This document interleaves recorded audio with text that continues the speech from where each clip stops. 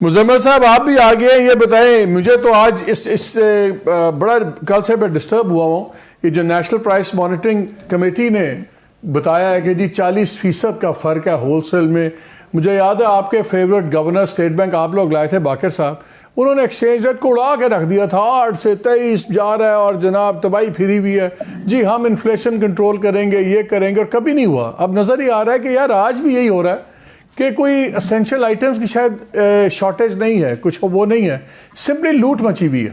اب میں ایک فگر میں دیکھ رہا تھا کہ گھی، یہ جو ہم گھی کھا رہے ہیں، انٹرنیشنلی اس کی 9% قیمت کم ہوئی، یہاں پہ 4% بڑھ گئی. اب ریٹیل اور ہول سیل کے درمیان میں 40% کا فرق. یہ تو لوٹ ہے نا، جس کو لوٹ بھی نہیں ہے، پنجابی والی لوٹ ہے. تو یہ تو گورنمنٹ کے پھر کنٹینیوڈ ہمیں چیزیں نظر آ رہی ہیں. یہ لوگوں کو ایسے ہی ہم نے بیوقوف بنایا ہوا ہے. آپ کی گورنمنٹ نہیں بناتی تھی، یہ گورنمنٹ بھی بنا رہی ہے ٹیکنیکل ڈیٹا اور ٹیکنیکل باتیں کر کے. It is a sheer open case of bad management, absolute lack of management. اس پہ بھی خوش ہیں، express satisfaction over the stabilisation of prices. یار خدا کا خوف کریں، 40% اگر یہ ریٹیلر بیچ میں مڈل مین کما رہا ہے، یہ اسٹیبلائزیشن آف پرائسز ہے.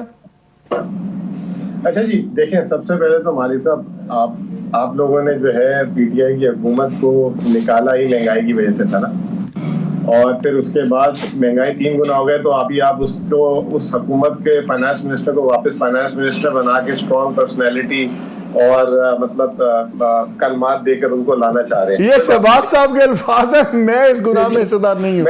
میں مطلب کوئی بات، میرا آرگومنٹ کیس فل کرنے دیں. پی ٹی آئی کے 3.5 سال جو ایوریج مہنگائی تھی وہ تھی 9.3%، اور جو آخری وقت میں دیکھے گئے تھے 12.2%. نیشنل پرائس مانیٹرنگ اتفاق کی بات ہے، میں جتنے عرصے وہاں رہا تو یہ ہر بدھ کو، یہ ہمارے شہباز بھائی بھی بتائیں گے، ہر بدھ کو شوکت ترین ریلیجیسلی کرتے تھے اس کو. جب یہ پی ڈی ایم کی حکومت آئی تو انہوں نے 16 ماہ کی نہیں، اور وہ فائنانس میں پہلے مفتاح نے نہیں کی، پھر اسحاق ڈار نے نہیں کی، پھر وہ دے دی جو بائی دا وے احسن اقبال اگلے فائنانس منسٹر ہیں، ڈار صاحب کو نہیں بنائیں گے اگر یہ آئے تو، ٹھیک ہے نا. اسحاق ڈار کو ان کو دے دیا، احسن اقبال کو. احسن اقبال شام 6 بجے دفتر آتے تھے، 8 بجے ایک تصویر کھینچتے تھے اور رات 12 بجے لگا دیتے تھے ٹویٹر میں کہ ابھی تک کام کر رہے ہیں، جس پہ ہمارے صحافی دوست بھی کافی ناراض ہوتے تھے کہ یہ میٹنگ کا ٹائم بار بار چینج کرتے ہیں، رات کو آتے ہیں. تو کہنے کا مطلب، ابھی آپ نے جو 40% کی بات کی ہے نا، میں آپ کو تھوڑا سا اس میں وہ الیبریٹ کر دوں کہ کچھ کموڈیٹیز پیرشبل جیسے تھی پیاز، ٹماٹر اور اس طرح کی پیرشبل کموڈیٹیز میں انہوں نے اس کا تھریش ہولڈ رکھا ہوا تھا کہ یہ جو ہے 40 سے 50% ان کا جو ہے نا فارم ٹو مارکیٹ کے درمیان ریٹ ہو تو صحیح ہے، ٹھیک ہے نا.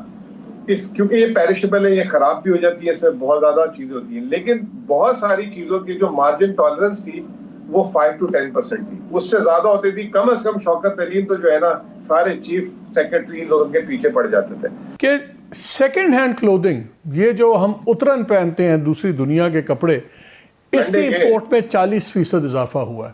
یعنی کہ اب جو پہلے جو ایک کپڑا صرف غریب پہنتا تھا، اب لوور مڈل کلاس اور مڈل کلاس بھی جا کے اب سنڈے مارکیٹ سے یا لنڈے سے وہ پرانی اترن پہننے پہ مجبور ہو رہی ہے. یہ ایک بہت بڑا انڈیکیٹر ہے کہ جب 40% import simply second hand clothing کی بڑھ جائے تو سفید پوش طبقے کو آپ کو پتہ ہے نظر ہی آ رہا ہے. اب میں 2 آرٹیکلز ہیں وہ جو میرے نزدیک بڑے امپورٹنٹ ہیں. ایک آرٹیکل حفیظ پاشا صاحب نے لکھا اور انہوں نے ریزننگز دی. انہوں نے زبردست آرٹیکل میں بتایا کہ اسٹیٹ بینک کی جو 22-23 کی تھی پروجیکشنز وہ کتنی آف دا مارک تھیں، اور اب 23-24 کی اس کے مطابق انہوں نے انالیسس کیا. اس میں ایک جگہ وہ لکھتے ہیں کہ جو آئی ایم ایف نے پروجیکٹ کیا ہوا ہے وہ جون 2024 میں 343 روپے کا ڈالر دیکھ رہا ہے آئی ایم ایف، 343. کیا آپ ایگری کرتے ہیں؟ پھر میں شبر رضوی صاحب نے ایک سیریز لکھی آرٹیکلز کی، 3 آرٹیکل. شبر زیدی صاحب نے 3 former chairman F B R, انہوں نے 3 آرٹیکلز لکھے اور اس میں انہوں نے انٹرسٹنگ 2-3 چیزیں پوائنٹ آؤٹ کی. اس میں کہا کہ جی تقریباً افغان ٹرانزٹ اور ٹریڈ کے اندر جو یہ آف دا بکس گھپلے ہو رہے ہیں، یہ 5 سے 7.5 بلین یہ جا رہا ہے. 4 سے 6 بلین ایف بی آر کے چیئرمین نے خود کہا کہ جو چائنا کے ساتھ ٹریڈ ہے اس میں up to 5 to 6 billion dollars کی سمجھ نہیں آ رہی، یعنی کہ وہ بھی آف دا بکس ہو رہا ہے. تو 13 بلین جو یہ بنتا ہے، اگر ہمارا ٹوٹل امپورٹ بل دیا جائے 70 بلین کا تو یہ 18% بن جاتا ہے. تو ان کا خیال یہ ہے کہ اگر ہم کریکٹیو میئرز لے لیں تو پھر جو ڈالر ہے وہ 250 سے 275 میں رک سکتا ہے بائی جون 24. زیدی صاحب جو اپنا پاشا صاحب کہہ رہے ہیں IMF وہ دیکھ رہا ہے 343 کا، اور ہمارے ملک میں تو ہر چیز لگتا ہے ڈالر سے جڑی ہوئی ہے. آپ کو ریئلسٹک فگر کیا لگ رہا ہے؟ دیکھیے میں بتاؤں آپ کو، سب سے پہلے تو لنڈے کی بات بتا دوں. لنڈے کے کپڑوں کا مسئلہ یہ کہ یہ ایک انڈسٹری بن چکی ہے پاکستان میں. اب وہ جو ہے باہر سے جتنا یوز کلوتھ آتا ہے وہ یہاں پہ کراچی EPZ میں آتا ہے. EPZ میں وہ کلین ہوتا ہے، صاف ہوتا ہے، استری ہوتا ہے، اور بہت سارا ری ایکسپورٹ بھی ہو جاتا ہے. دوسری بات یہ کہ آبویسلی جب آپ کے ملک میں کرنسی جب 2 ٹائمز ڈیویل ہو، امپورٹ پہ پابندی لگا دی ہو، تو اب یہ ٹرینر ایک جو ہے 5-6 ہزار کا ملتا تھا وہ 25-25 ہزار روپے کے آگے سر. اور اسی طریقے سے پھر آبویسلی ینگ جنریشن ہے، ملک آپ کا جو ہے آبادی جو ہے اس وقت ینگ ڈومینیٹ کر رہے ہیں.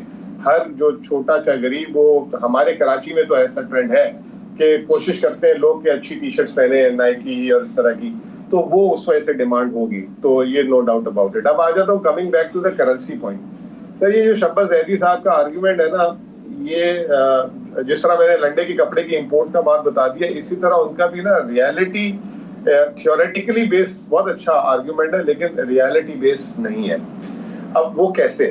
اب وہ یہ ساری جو چیزیں گنوا دی گئیں کہ جی یہ افغان ٹریڈ ٹرانزٹ کو بند کیا تو اس سے اتنی امپورٹ بچ جائے گی جو آپ نے حساب کتاب دیا، یہ ساری اسمگلنگ، یہ ساری کی ساری جب یہ آفیشیل ہو جائے گی تو یہ آپ کے انٹر بینک پہ اس کا لوڈ آ جائے گا امپورٹ کا. ابھی یہ انٹر بینک پہ اس کا لوڈ نہیں ہے.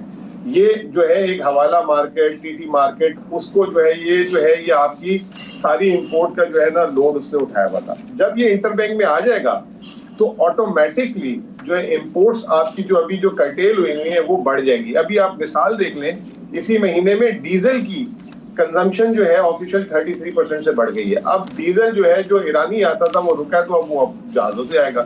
تو پیسے تو جانے ہیں نا، پیسے تو نہیں رکیں گے. اب ڈالر کا ریٹ کیا ہونا چاہیے؟ سر ڈالر کا ریٹ جو ہے نا، آپ کا جو سب سے بڑا مسئلہ ہے کرنٹ اکاؤنٹ کا، وہ اس وقت انڈر کنٹرول ہے. لیکن ایک جو چیز آپ کی کنٹرول میں نہیں ہے وہ مہنگائی ہے. آپ کی جو ہے اسٹیٹ بینک کہہ رہا ہے 21-22% انفلیشن ہوگی اس سال. اب IMF بھی یہی کہہ رہا ہے. دنیا میں 5% ہے.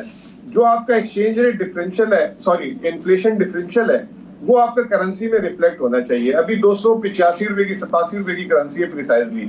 تو اگر ہم 15% اس میں ڈال دیں تو 40-45 روپے بنتی ہے. تو یہ تو لیکن فار دا ٹائم بینگ ہے. اگر ہماری انفلیشن ہم نیچے لے آتے ہیں، جیسے آپ نے بات کی پرائس مانیٹرنگ سے، آج کل ویسے ڈنڈا ہے بائی دا وے. ٹھیک ہے، ذرا میں پاشا صاحب نے ہمیں جوائن کر لیا، ڈاکٹر حفیظ پاشا صاحب نے. میں ذرا ان کا ویو پوائنٹ کوئکلی لے لوں. السلام علیکم ڈاکٹر صاحب. جی وعلیکم السلام. ڈاکٹر صاحب یہ بتائیے، میں آپ کا آرٹیکل دیکھ رہا تھا جس میں آپ نے وہ کمپیریزن بھی کیا اسٹیٹ بینک کی لاسٹ رپورٹ کا، پروجیکشنز کا، اور اب جو لیٹسٹ ان کی پروجیکشنز آئی ہیں، اور بڑا آپ نے وہ اس کو جب ڈیٹا کمپیئر کرتے ہیں تو پتہ لگتا ہے دے ور وے آف دا مارک.